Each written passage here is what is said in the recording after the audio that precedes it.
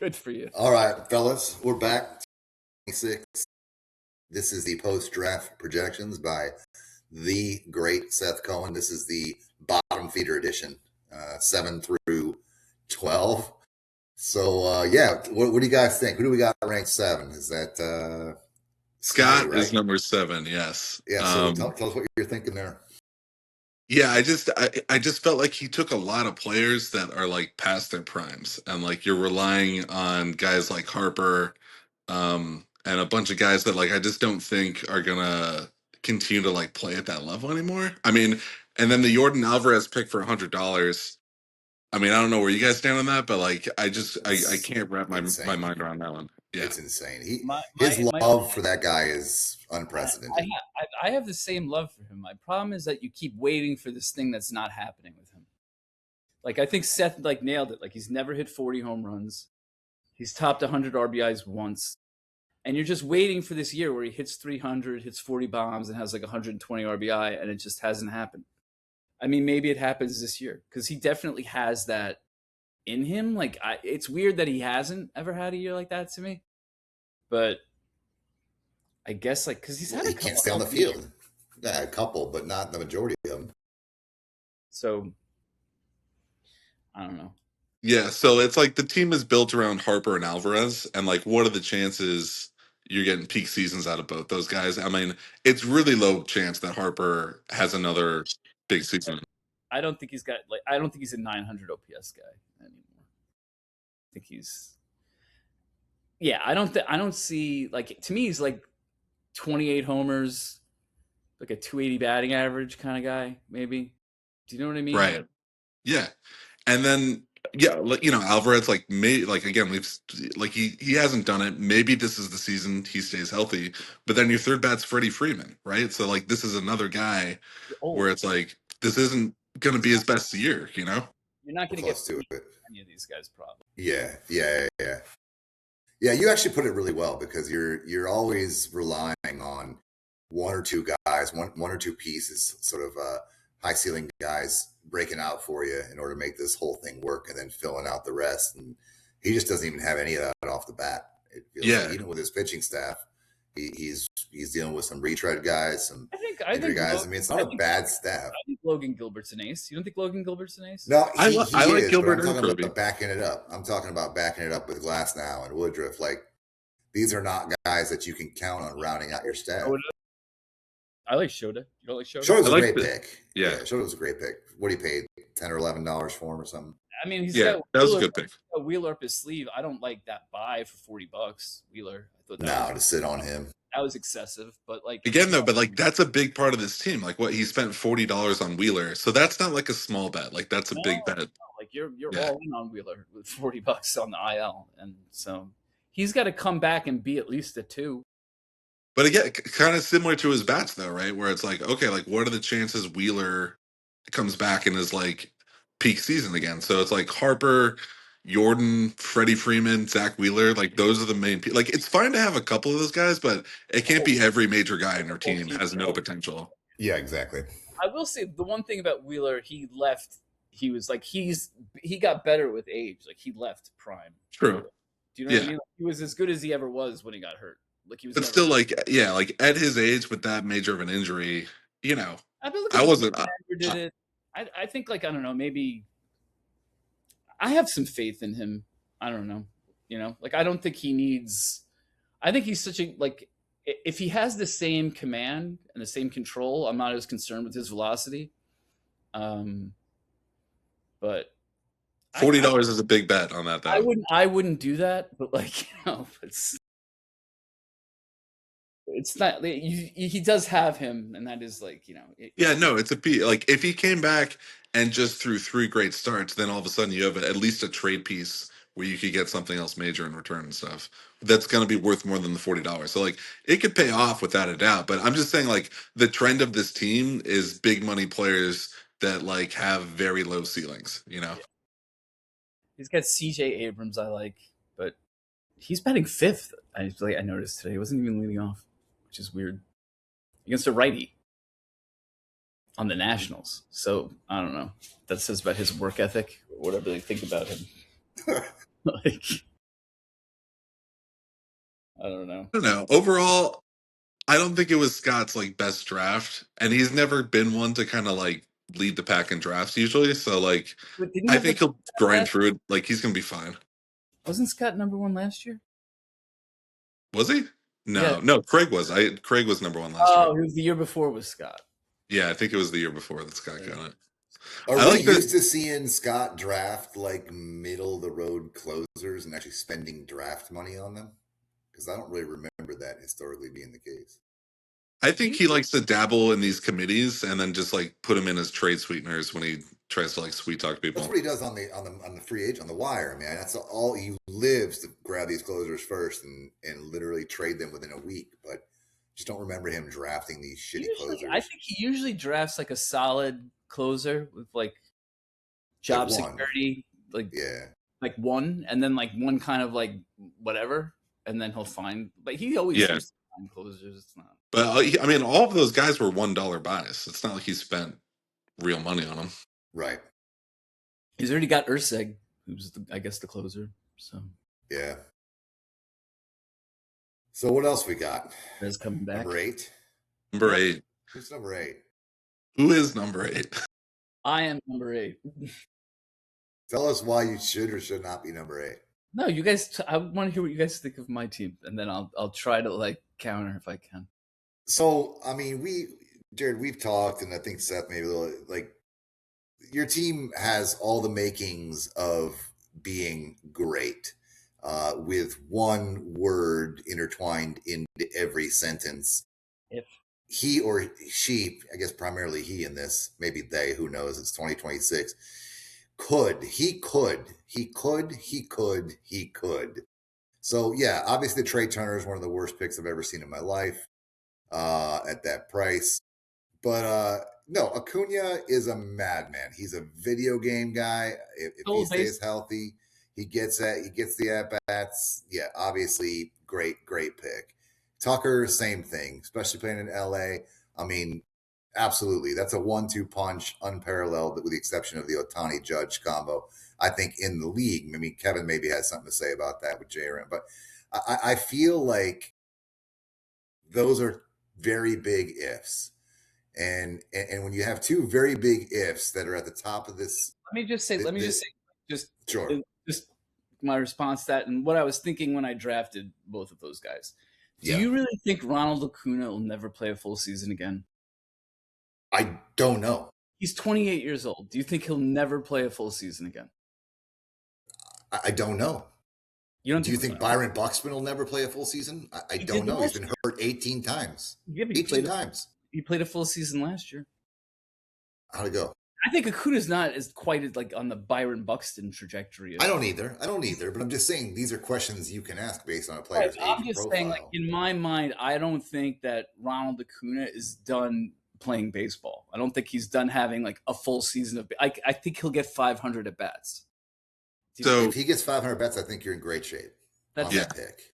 Just okay. My take on this real quick, right? Like, I think Acuna and Tucker are as good of like two elite players that you're going to get for the prices that you got too. Like, I thought those were good prices for their levels with the injury risk baked in, right? So like, yes, both of them have had problems, but I still think like getting them at $99, $100, like fine. That's two elite players for the correct prices in my mind, right?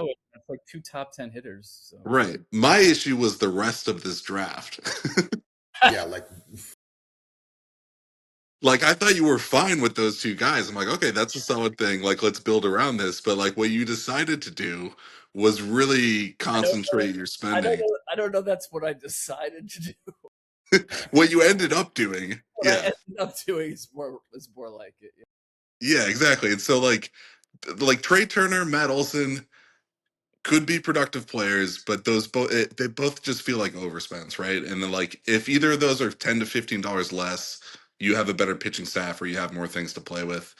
Otani and Perez, like, I don't think they're terrible values on the buys, but like those are both guys where it's like carriers. There's very big inning concerns with both of those guys. Neither one of them, they're like ace stuff, but they're gonna give you ace innings. So it's like it's Yeah, never. they're not. Yeah, you don't have like horses. You've got like Perfect 4 or 5s, both of those yeah. guys, or 3 or 4s. You've got sports cars that need a lot of maintenance with both of those guys, right? Like you don't have a horse that you plug and play all season, you know? Yes. I do like the Roman Anthony pick. I do think that gives this team a good deal of potential because if that pick hits and you have Acuna and Tucker, then you really do have something that's like, and then you have these pieces like Turner and Olsen that are doing their thing on the side, right? So it's like I think Roman Anthony is your swing pick. If that doesn't hit, Definitely true. But it's yeah. also, let me say about Matt Olson. I know like you have a bias, like a Matt Olson bias. 'Cause the guy had an 850 OPS and like 29 home runs and 95 RBIs. I feel like that's his floor is like 30 home runs and 100 RBI, like around that number. Like I really do feel like that's his floor. And I don't see Matt Olson hitting 23 homers with like 75 runs batted. I don't see that. I see him like at least at 30, and he's topped out. Like he's had a 50 home run season. Wasn't that long ago. So I mean, like he could. It's like a lot of it for me was I bet on Acuna, and that was such a big bet that to double down with Olsen made sense. And Yeah. considering the prices of the first baseman, I wasn't paying $70 for Harper, was more expensive. I wasn't paying for Devers, so it was like I think I think the Olsen pick makes more sense than some of these other picks. So like I still think the Olsen pick is an overpay, right. but like it does make more sense than like some of the Defend other picks. Olsen as someone that I actually wanted. Like when I was Yeah. like I wasn't mad about getting Matt Olson. That's Like fine. Like Turner, definitely a price check, and I Yeah, went, what? Yeah, you guys say what happened went to Turner? overboard on that. Like went out of control on that price check. so What that was one your you just thought? thought, yeah, like you thought Scott was gonna go higher? Yeah, I thought I could get another. Like I'm squeezing dollars out of him at that point. But I like, didn't let me have- no, in all seriousness. So you're up in the high 40s, and you're saying to yourself, okay, I don't want to pay anywhere near this for this guy, but maybe I can squeeze $2 more out of Scott here. one Is that more what was dollar. going? I thought So one more dollar. I thought he'd go to 48. That's a dangerous game to play. And I lost because like he didn't have bats. Like he needed offense. He's already like I thought like this guy he's gonna pay $45 for Trey Turner. He'll pay 48, but he didn't. Roman Yeah. Anthony was also a price check, but I wasn't mad at that. Hey, I will say Can't be mad at Bubic Roman. Bubic looked pretty good, He so did you got that going. pretty good today. And then Otani, like the Turner price check really killed me, and the Otani price check really hurt me. So those were the three. Like Roman Anthony, Turner, and Otani should be a much lesser bat and two really solid pitchers. Yeah. Do Yeah. you One have of those did you should have been a anybody in pitcher. mind, like maybe Kyle Bradish Yeah, or I wanted something? Joe Ryan. Like at that point in the draft, like the pitchers that were left were Joe Ryan, who I felt like I could get around $40, and I would have had money to do that had I not fucked up with Trey Turner and Shohei Otani. I thought Otani, like, I didn't feel like that was a bad. I thought he was going for $30. I was very surprised. I think that was a bad price, but just like for building a staff, like again, he's got to be a complimentary piece. He's You got know? to be your Work on third my piece, maybe Yeah. fourth. He's just out of place on my team. Yeah, he is. Like, Yeah. Agreed. The value is fine on him. That's not the issue. He's elite. Yeah, my hope for Otani is that he just goes off in April and May, and then just has value to somebody. Someone's going to look at it and be like, that guy would really fit on what I'm trying to do here. That could happen. Yeah, like that's so I'm not like that mad at that. The only I feel like the Trey Turner pick ruined my draft. I feel like if you take Trey Turner and you turn him into like two 20 Two upgrades at arms. pitchers, like Yeah. then I feel like my team is pretty good. Do you know what I mean? Yeah. I also felt like shortstop was a spot that was deep enough. Like I didn't mind waiting. It was like it really ruined my draft. I feel like it really like fucked my whole team up. But I mean, again, like I'm fucking my team up with a guy. He's good. It's not like he sucks. It's not like I got someone that I think is a bad baseball player. He just Just doesn't have much of a ceiling. You have a path to like a really good season, but like this roster needs to go through some changes. yeah. Oh, but I always make trades. I like to make trades. So Like, I think you're flexible, man. But again, like one of my points in your eval was like, I kind of liked your drafts when they were like, they felt like well thought out, lots of value picks. Like, that's what I yeah, always do. And last year, like everybody just did not meet expectations. And it was like yeah. at the end of the year, I had like, I think maybe 4 or 5 players I drafted. And I was like, I wish I just would have had like, I should have just bought $200 bats. I should have just, like I'd rather just. So I figured like this year I would just try that. Let me just see, like, I want to have like those 7 guys like the whole season, basically, or at least like 6 of them, or like someone that's of equal value that fits better on my It team. makes sense. It's a decent strategy. I mean, I think you're not alone. Obviously, my question for you is what you look at. Obviously, you were here for the first 7 rankings before you. Who do you think you should be ahead of, just off the top of your head? I mean, that's tough to say. Like, I don't think I'm not particularly fond of Brian's team or Justin's team, but like there's enough talent there that you could say I like that team better than my team's not put together very well. So it's So if you it's not look so at it, much you just don't consider yourself an eighth overall rank because I you just know think where I you're have going to enough end talent. up I think I have enough versus talent to be a yeah. playoff team. If this was the ranking player value evaluation, like you would be up in the top 3 probably. You know what I mean? Right. But like, Yeah. if we're ranking the drafts and how we built these I don't teams know. again, like and like player value has to be a part of that, but also it's like, Overall construction is a big part of like playing fantasy yeah, baseball. It's a very important part of playing fantasy baseball. I don't like. I just think there's enough there that if I swing a trade or there's enough for me to get back pieces to make this team work. Like I don't see. I think like the thing that Jacoby did, and like it's not just his championship year, it is the couple of years where he proved like I can make the playoffs without drafting bats. And that fact alone, I think, has like changed a lot of shit with this league. And I think a lot like this is the year I think where like so many people were just like, you know what? I can just fucking use that free agent market like it's my bench. And Jacoby has proved this, and like I can do a strategy where I take Otani and Judge, right? And like I just fucking it doesn't matter. Like this is like it's proven like if you really manage day to day, you can like make this shit work. And like I personally think like Jacoby is such a fucking outlier compared to the rest of like successful managers in this league. You know what I mean? And for like multiple people to be trying to do that at the same Yeah, time. there are going to be some Also, dark when we days. added a roster spot, like some of this is not going to work. He's got an algorithm, and I could say like last year I made a run doing that. Yeah, But same. but the trick is like because the second half that's what I did.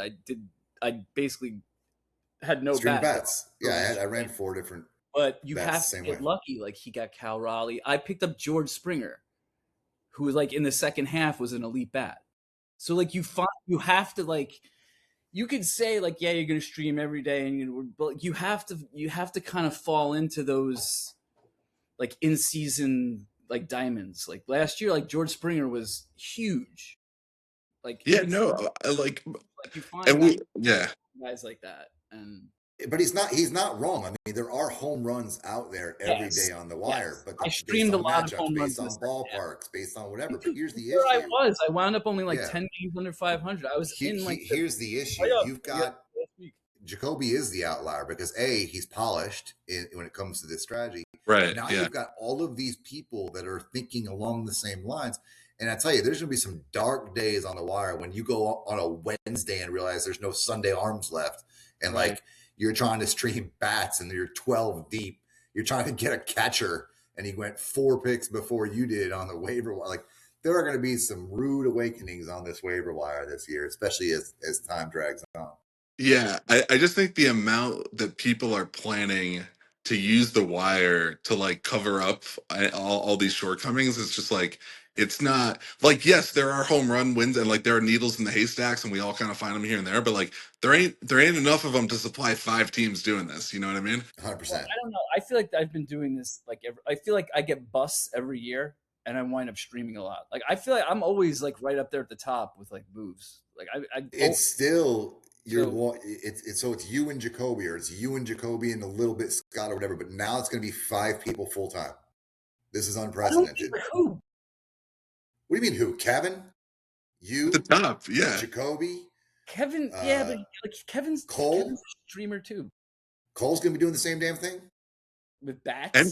Craig. Absolutely with I don't bats. feel like I have to stream bats. I'm streaming arms. Well, it's one or the other. Like all of those teams, there's 5 teams that spent their money on 6 or less players, and in Big. some capacity, they are going to be using the waiver wire intensively. You thought you thought Craig's team was better than mine? Yeah, man. He's got fucking Yeah, man. Schwarber. He's got Schwarber. Okay, sure. Oh, buddy. All right, who do we got next? We're all the way down to number Cole, 9 here. Kevin. No, Kevin. Oh my God, Gotta do Kevin. Kevin Green. wild. Yeah. That was a something. Kevin, I just have to like, no joke.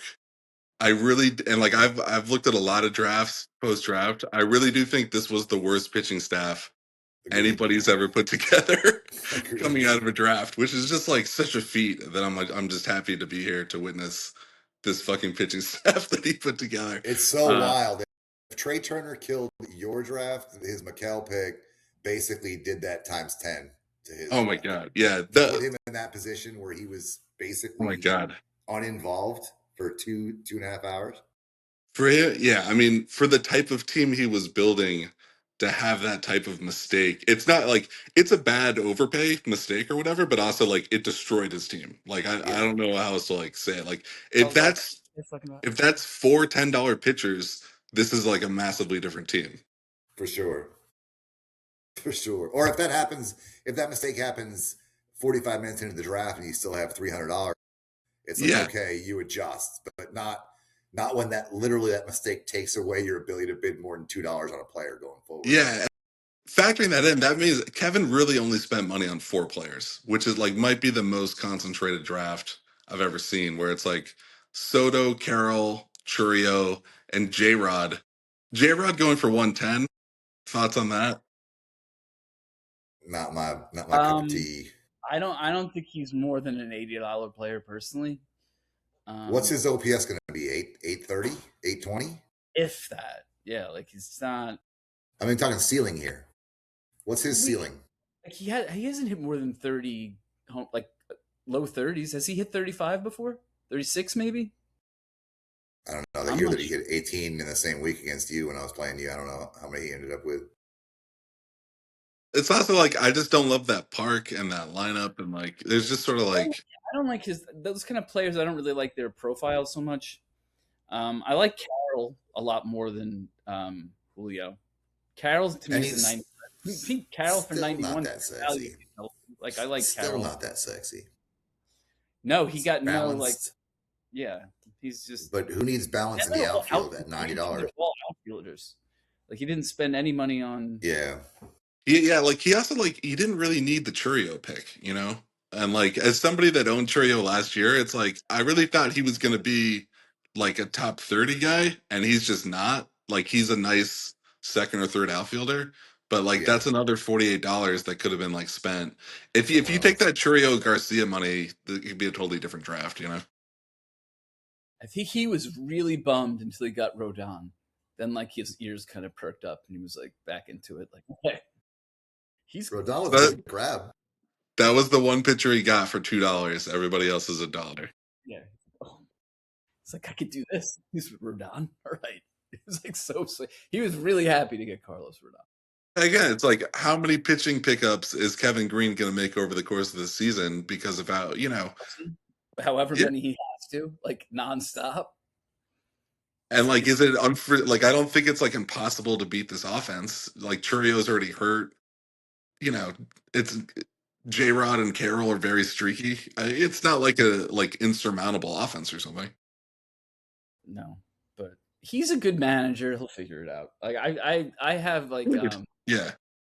I think like even if I'll put it to you this way, even if his team's bad, it's gonna be work playing him every week. Do you know what I mean? It's like even if he doesn't like, it's not gonna be easy. Yeah, cool. Well, I will say this about Kevin. Ryan might be old enough or like in the league long enough to remember this, but like when Kevin has a spiral season, it can also be way worse than someone else's spiral season. And like some of the trades he might put through, like when he really gets on tilt and he sees a team sinking, like it can actually get like he's a great manager, one of the best managers like in the league history without a doubt. But his his yangs to those yings can be pretty ugly at times. I'm curious though how much of that was tied to being on tilt to Alcohol begin and with, drugs. and It being could on be, yeah, everything else as well. very possible. He might be a little more level headed now, but there were Yeah, definitely some years he's where I was probably just a like, whoa, kid. He's got a kid. yeah. He's got like a girlfriend who like likes him.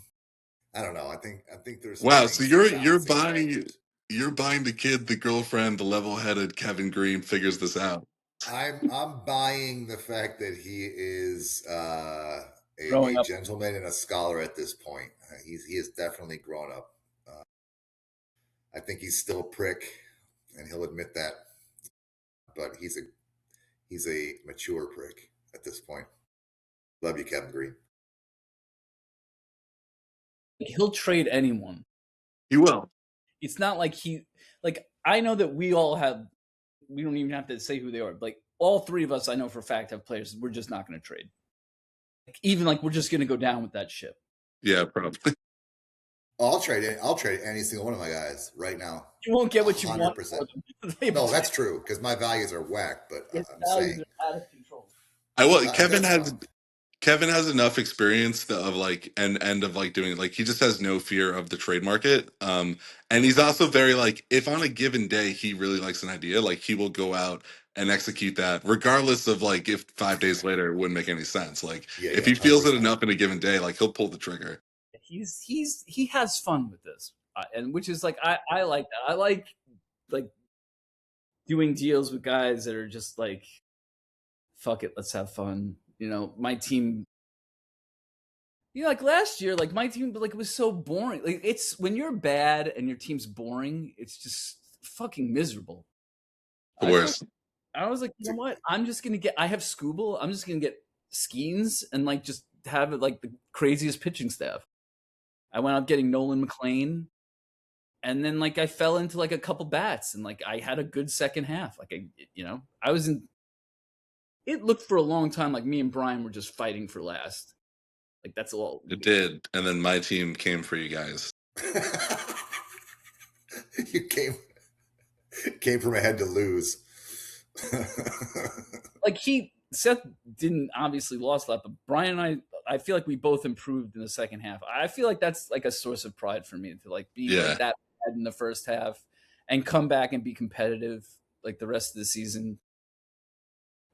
That felt especially doing crazy, like doing something drastic to your team and then having success. I Twice. was inspired by like what Seth did the year before when he was kind of dead, and then he traded his like for nothing, just like get this guy out of here. Like it's like addition by subtraction. He it traded was a Troy. fun year. Yeah, that year was fun for me. Last year was not fun for me. Last year, I got my team to sixth place in the second half, and then everything just broke. And like guys are getting hurt. Guys went cold. It's just one of those like you're just in a pit. You're just in a sand pit where you can't get out. And like I just sunk deeper and deeper into it. So that it was some dark times at the end of last season, but I played it all the way through. Gets rough, man. Let's talk about Cole. What do we got, Cole? Our first double-digit ranking at number 10. God, this I'll guy. say right from the jump what Seth said at the beginning. I know for a fact is 100% true.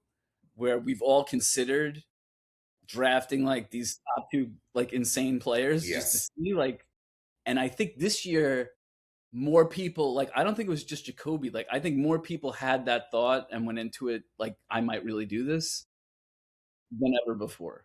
I And don't like I don't think people that just really people did it. I don't think that people thought about both, but I think that there was a more than a handful of people that were 100% positive they were going to leave this draft with either Judge or Otani. And that's a first.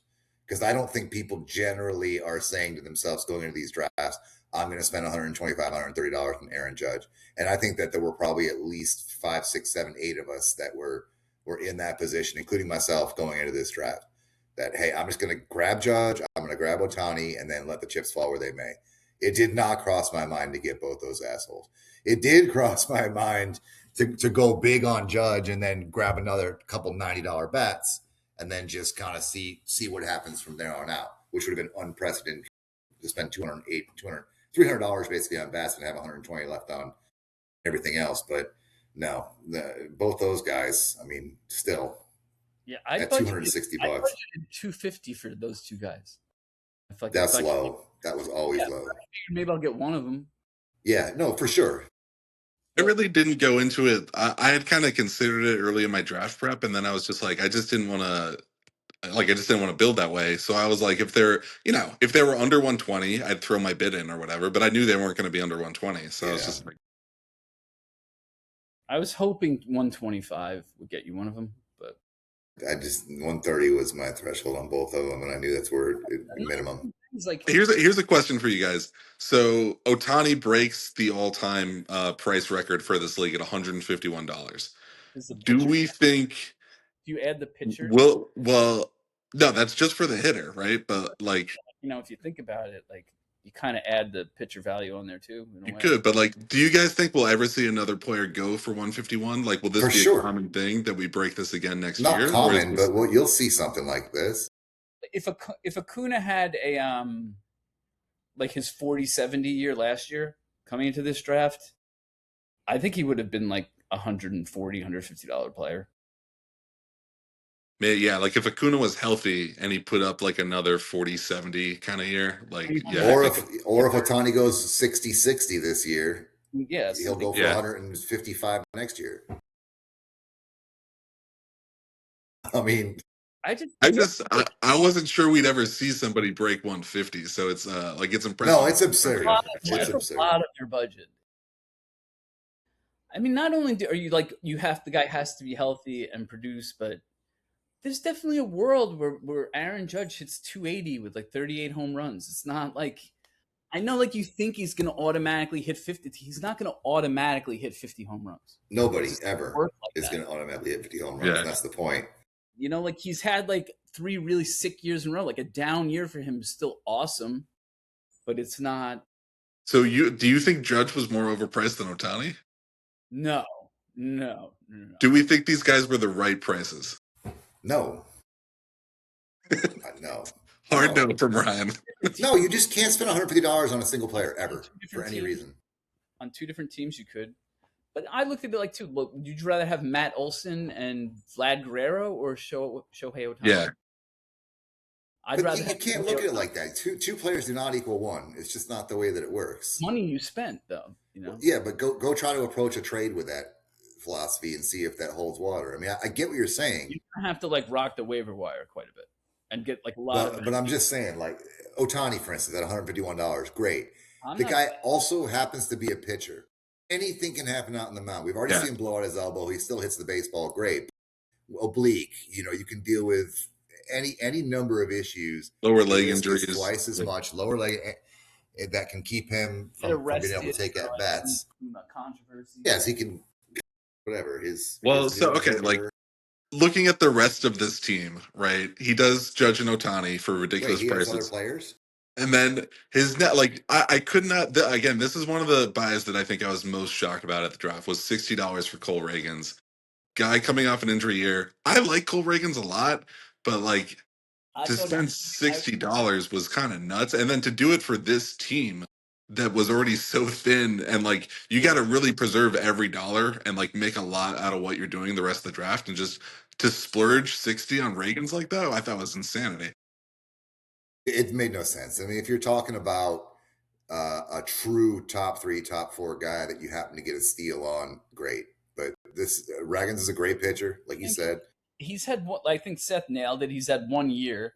Like the upside is obviously there, the talent is obviously there.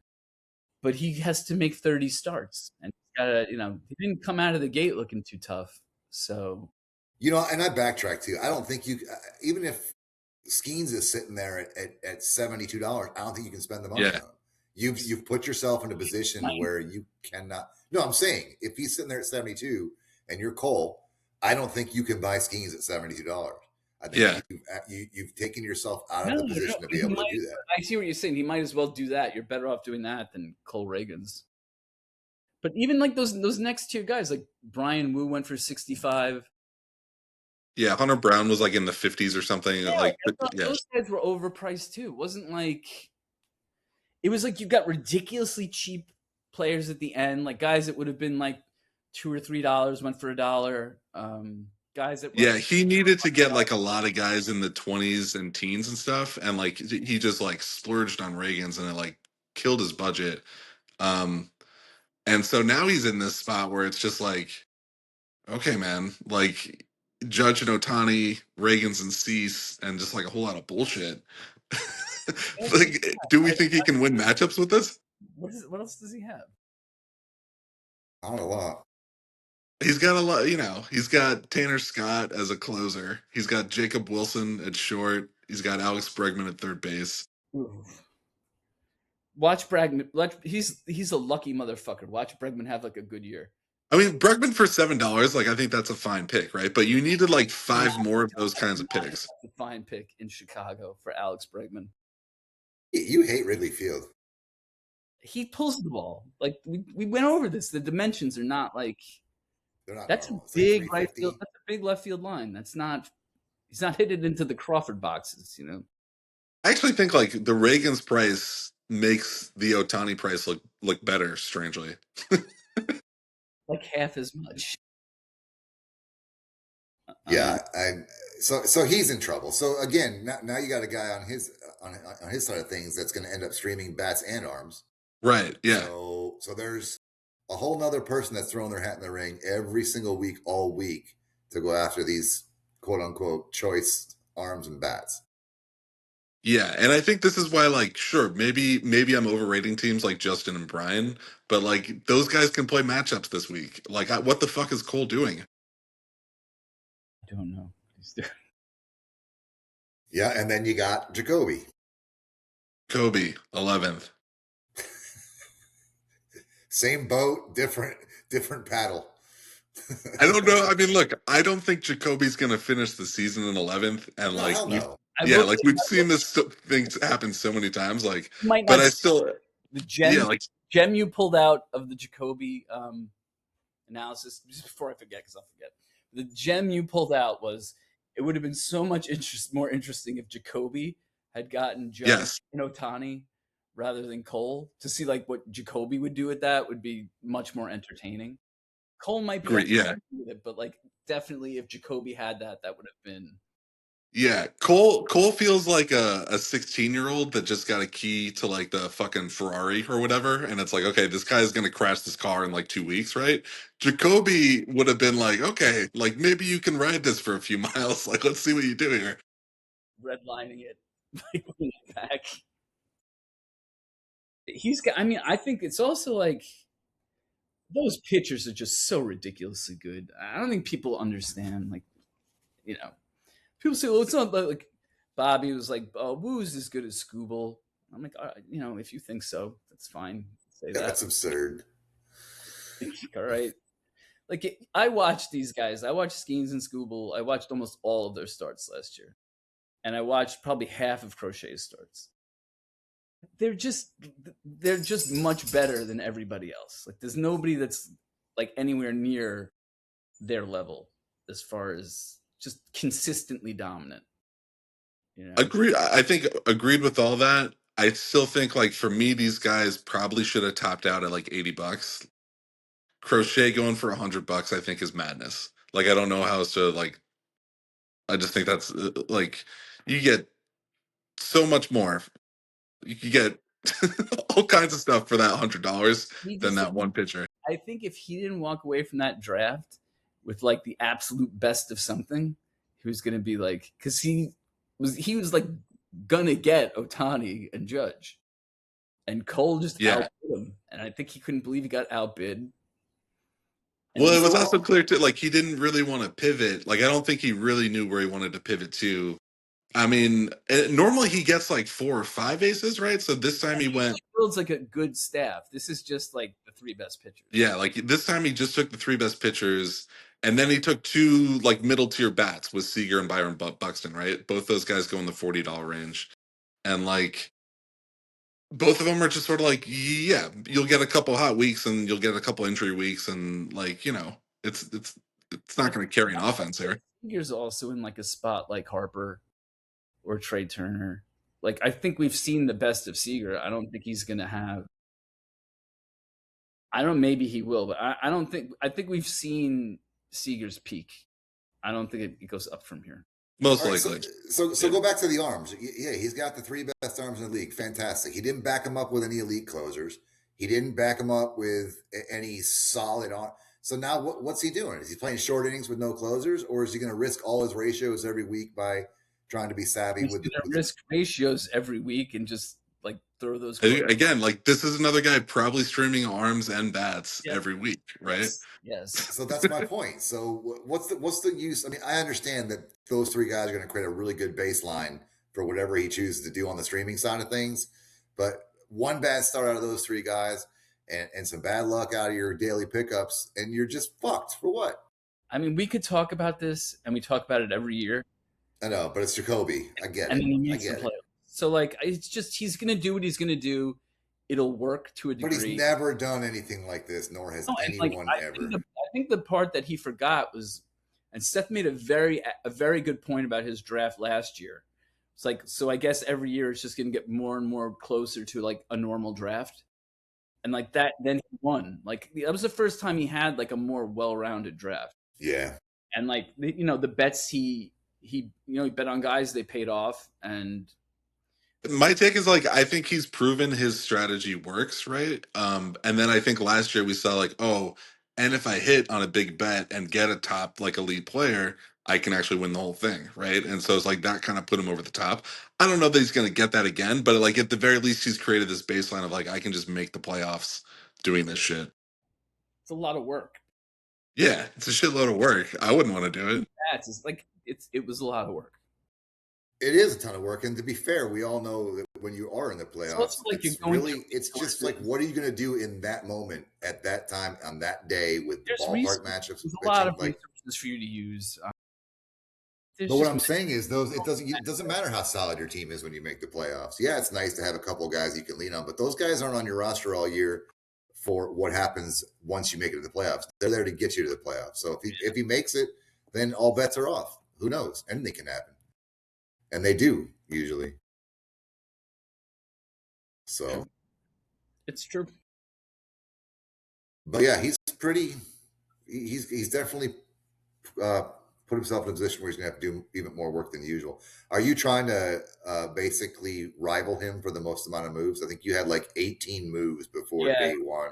I'm going to try to beat the league in moves. So I'm doing a little like Russell Westbrook kind of triple double action.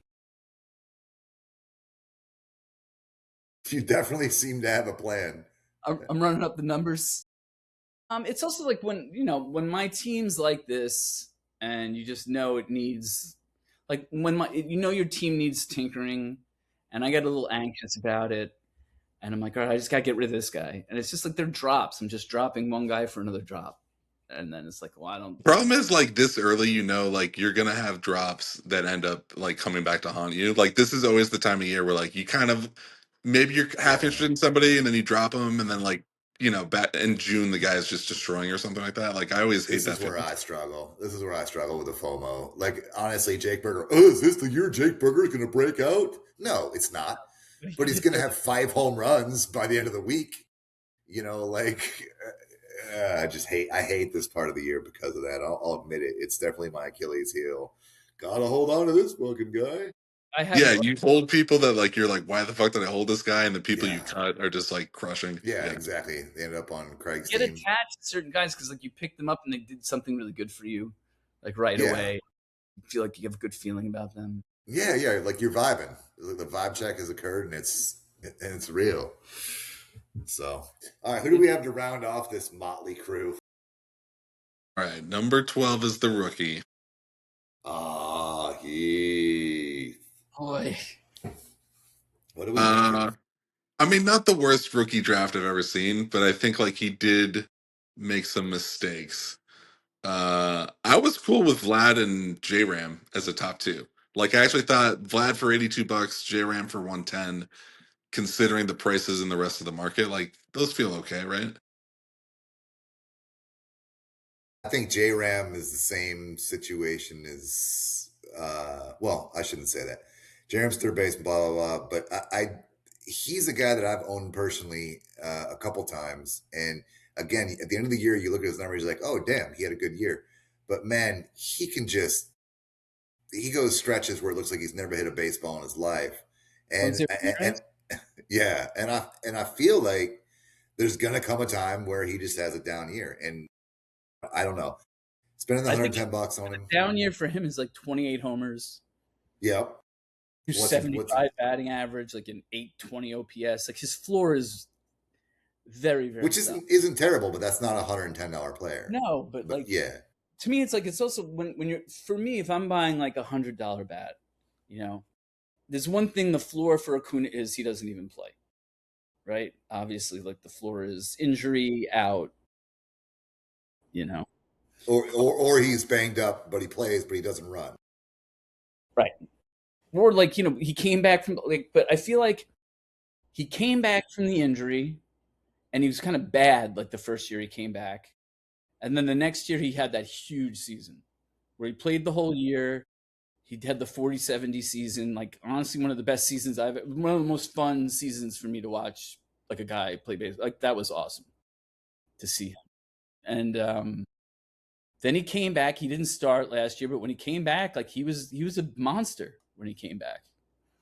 He was a Kuna. I kind of feel the way with Jose Ramirez. I feel the same way I do about Julio Rodriguez, kind of, where it's just Yeah. like yeah, the stats at the end of the year stack up, but like week to week, it feels like he'd be so frustrating. I had him. I had him during like one of his best seasons, but I loved having him. I thought he was awesome. He had like 30. What do you guys think of Vlad? Do you guys think Vlad's legit? When I was thinking of like I was gonna say this yesterday. I think Vlad is like Junior Caminero reminds me like that could be Vlad. Like he went off in that minor But league Vlad park, doesn't hit home runs. went back home. What? Vlad hit 48 home runs and won the MVP in the minor league park, and then went back to Toronto and was just a different hitter. Yeah. And I've like a little. I'm afraid of that a little bit for Junior Caminero, but I don't think he's got the ground ball rate that Vlad has. They're different players too, but like I think Junior Caminero is obviously like an elite talent. Vlad was one I went back and forth on when I like he's a hard guy to evaluate. Um, it's hard to kind of read like what's really happening with him and if he's like developing or just like He's better in real life than he is in fantasy. yeah, He's a that's guy probably to true. have in your team, and he's great to have in your team for a lot of different reasons. I'm never in love with like when guys get the big contract. Like I always you want the contract year. You don't want the year they like signed. Yeah. 100% you want the contract year. And like just going back to the Blue Jays and they got to the World Series, like I think like and this is a good thing in reality. This when I say like he's better in real life than on fantasy. I think he's much more concerned with his team's success than his own success. Yeah.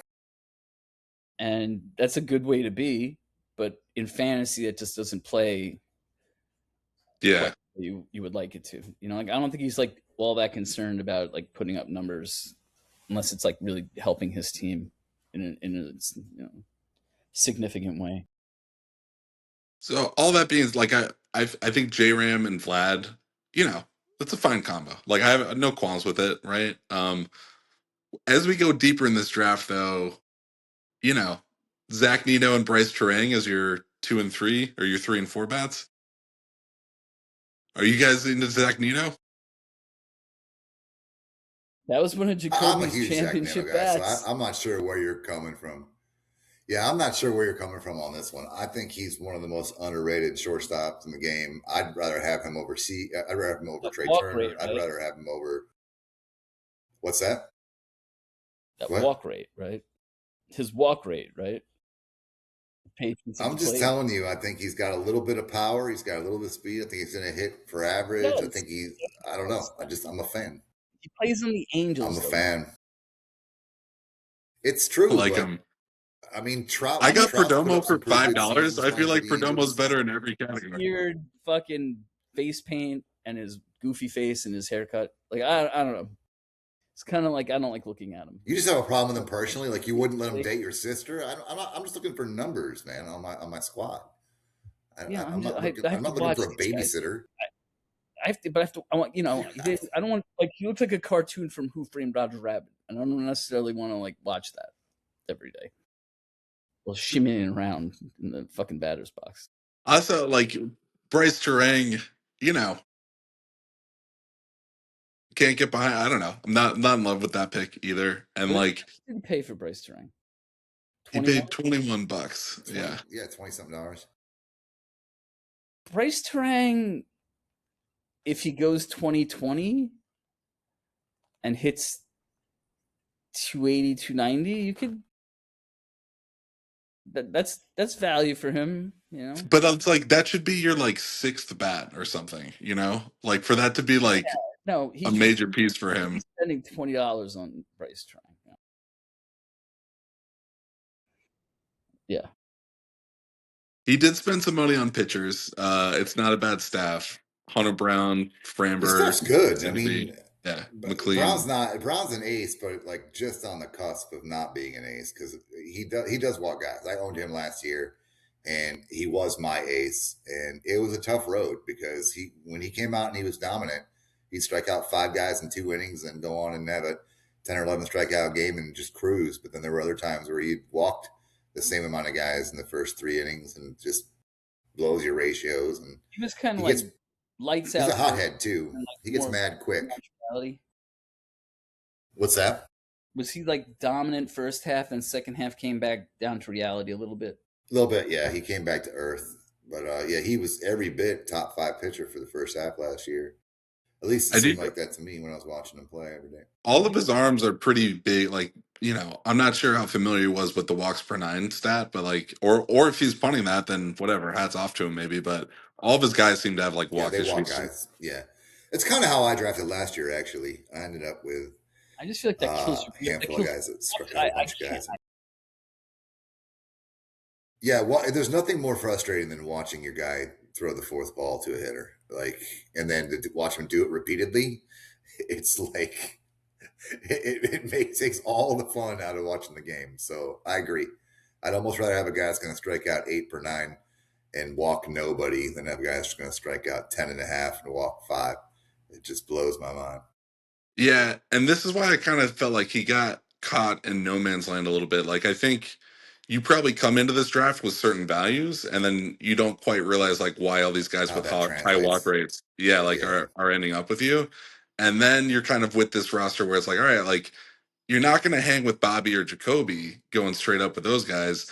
And also, when you play Kevin Green, like he's going to be streaming 5,000 arms on you. So like, where are you really with this like staff of like And mid, guys that aren't going to be elite across all the ratios? You know. mid, dude, just mid.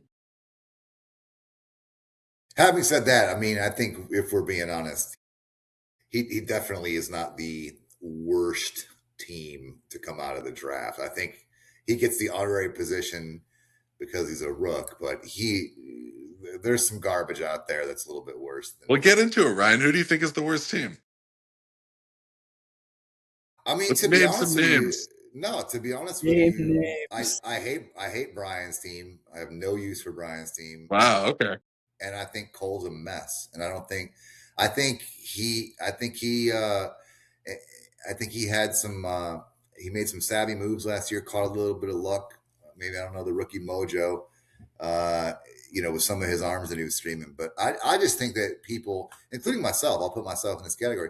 I think people are in for a rude awakening when they think this is going to be a pick your own farm stand by the side of the road where you want a piece of fruit to play for the day because the pickings are going to be slim, dude. There's just too many people that have bought at least wholly or partially into the Jacoby model. What's that? The extra roster slot. Yeah, we added a roster spot. So Yeah, yeah. that takes 12 guys out of the pool right away. Those are like the There's just going 12 to be guys you don't want to drop. yeah. Usually, and you have an NA spot. What Yeah. about you, Jared? What do you Jared? What do you think? Best team, worst team for you?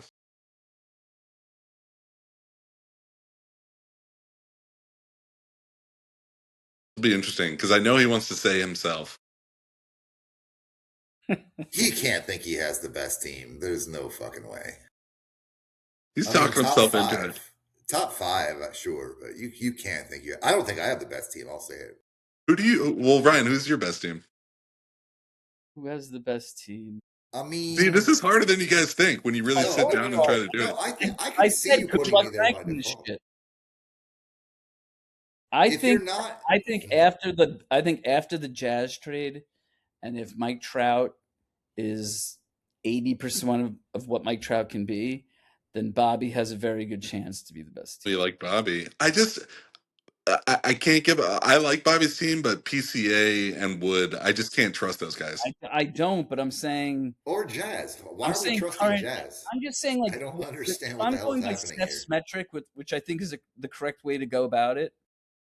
Who's the most complete, ready to compete like team right now? Then that's me. Yeah, I agree, Seth. You're right. I don't like my team but you're right. I am the most prepared to compete starting today. I am. Well, I think Jared's saying Bobby's that way. Yeah, Bobby's got a little better pitching, but I like my bats better than his. And I don't know why you guys are in love with Jazz Chisholm because that guy's a piece of shit. And no, PCA I'm a Yankees fan, and I had have to his admit, career year last year. he was 30-30. I mean, like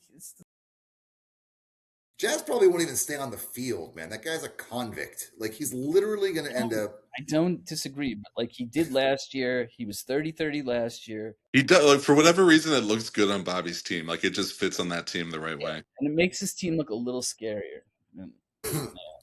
All right. I mean, and then fine. like the pitching, like pitching's good. yeah. I mean, let's be real. This is interesting. Okay, so Ryan thinks Brian is the worst team. Jared, did you even give us a best and a worst? Or okay, Bobby's your best team. What's your worst team, Jared? No, I think Cole's the worst team. Oh, you think Let's Cole's backtrack. okay? Yeah, absolutely. I think Cole's That's fair. fucked. I think Cole's really shitty, so I'm with you on that, right? I just don't love Brian's team like you do. I don't know why you haven't third. I can't give Cole the worst team because he has Otani and Judge, and that alone. I know it's hard to. You could fix anything with those. You have those two guys. You could fix anything. Yeah, you can fix them by breaking them down. Like you can make a pretty good case. I think you can make a pretty good case that Kevin has the worst roster. Up and down. Yeah. You know, he's got like, and I know you said it's like one of the best outfields ever, and yeah, I guess maybe it is. But I'm not like, I like Corbin Carroll. I think he's definitely a superstar player, and I like Julio, but they're just not. I don't know. They probably his best pitcher is Carlos Rodon. His best pitcher is Carlos Rodon. I'm saying even his offense, like he's got those three outfielders and Churio. It's like I don't know. I don't buy like I don't. I'm just not as high on Julio as most people are. I'm not high on Julio at all, so I'm there with you. I'm only also Kevin not and Scott. Yeah, like only Kevin and Scott. I'm on Churio. Yeah. I owned Churio last year. He was my 5th best bat in my ESPN league, and I expected him to be like my second. Or I know. I drafted him thinking he was going to be a huge player for me. He's just not that guy. He strikes out too much. Yeah. He also like doesn't really have like he makes bad base running mistakes. He's not. He doesn't. Good. That's a big deal for me because it's like you don't really have like instincts like that take over when you're playing. Guys that don't run the base well. Can I ask you guys about just real quick if we have time, like league current events? How'd you guys feel like winter meetings, rule changes? Upset? Okay. I have a grade on how that went. I mean, I feel fine about how everything worked out. I know that I will admit I like to I don't know, fuck with Jared as much as I can by prolonging conversations, but that's just because I'm bored. But no, I'm by not even close to being the biggest asshole when it comes to that. Cole, I think, really showed his ass as far as being literally the most useless pugilist when it comes to conversation ever. So yeah, he as far as the meetings, the timbre, the overall timbre of the meetings, I thought that they were pretty typical. Just a bunch of bitching and moaning, a bunch of circular thinking to get back to the same place we started. And yeah, I think the funniest thing for me was just this whole debacle at the end here about whether or not to play. It's like I suggested, hey guys, let's, have an innings minimum so that there's not some crazy advantage or there's not some weird 10-3 win because some guy threw 1/3 of an inning by accident. Oh yeah, great idea, great idea. Okay, cool. All right, we're all on board. Great, let's put it to a vote, and that became that's the dumbest fucking thing ever. So yeah, I just don't know how all that happened. I think a lot of that, I don't want to give myself too much credit. Okay, then just don't. I won't. No, I'm just kidding. Please, please. I feel like in the chat, like before things escalate too much, I do a pretty good job of moderating things to a point where like the glass doesn't explode. Do you know what I mean? Where the ideas can at least be contained. Dude, you are yes. They're like shaking, but like I kind of get a grip on them before. Dude, there is a 50% chance that you are going to be the guardian of the glass or the one swinging the fucking hammer. So it just matters which Jared shows up. And that's the beauty of this whole thing. 50-50. I think that's more like 90-10. Well, I like what's difficult about that chat is like the time, like, right? So like I'm working, there's a million texts happening, right? I finally get out of a meeting and I'm like, all right, let me see what the fuck's happening in this league. It's like nothing. Yeah, everyone's freaking out about the thing and like meetings in it. And I take 2 seconds to think about it. I'm just like, you know what? Like, why are we playing this week? Like, all I want is a 22-week season brilliant. with like everybody matching up the right way. Like, I just don't want to do this. And so I sent that out there. I was like, let me just throw this grenade in here. I didn't think anybody was gonna like it. Also, I was like, everyone's gonna be like, "Fuck this guy!" Like, we don't, we're not gonna not play the season. But I was just like, all I want is a normal 22-week season. And then all of a sudden, 3 people were like, "Yes, this is what we're doing." And I was like, "Great!" Like, I didn't know it was gonna land this well. You are literally the porch light that goes on when all the bugs are. I think for me, I don't know how everyone else looked at it. For me, I didn't think that was enough of a sample to really warrant that week, a lopsided week. If everything was like, wound up being like, I don't know, 7-5 or like whatever, okay.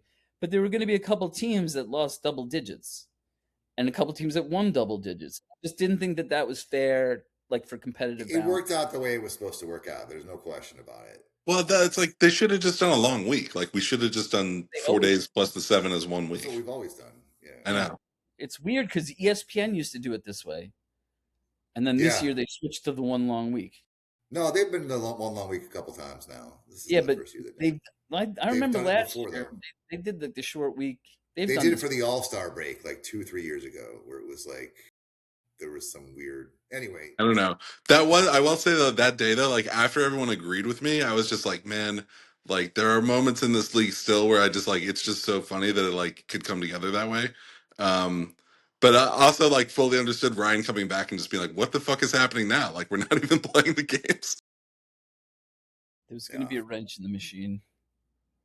To be honest with you, selfishly, I wanted to play, and B, I felt like I had a pretty decent advantage with both the arms going on Wednesday night. I mean, let's just be real. Well, I like Jacoby's thing where he was like, my whole draft strategy was based on this 4-game week that like, so really? I don't want to hear about it. That trade deadline fucked up my whole thing. Like, no, it didn't. Shut up. He's never gonna let that trade deadline go. No, he made like 4 trades too quickly because of it. I wouldn't have done those trades. Did. All right, fellas, I got to wrap it up. It's good chatting. Good luck to you this week, all three of us, I guess. Yeah, good job, Seth, as usual, man. Can't tell you how much. I know I speak for everyone when I say how much we appreciate you putting pen to paper on this stuff because it's Yeah. literally one of the highlights of the year. It's also like, and I know I've said this to you before, but it is really helpful to have like outside eyes look at your team and be like, I think you need this. I think you need that. Like, 'cause, you know, you might be thinking like maybe I could use it. And when someone else comes along and says like something you might be vacillating about, it helps kind of like decide like maybe I should go in a certain direction. Yeah.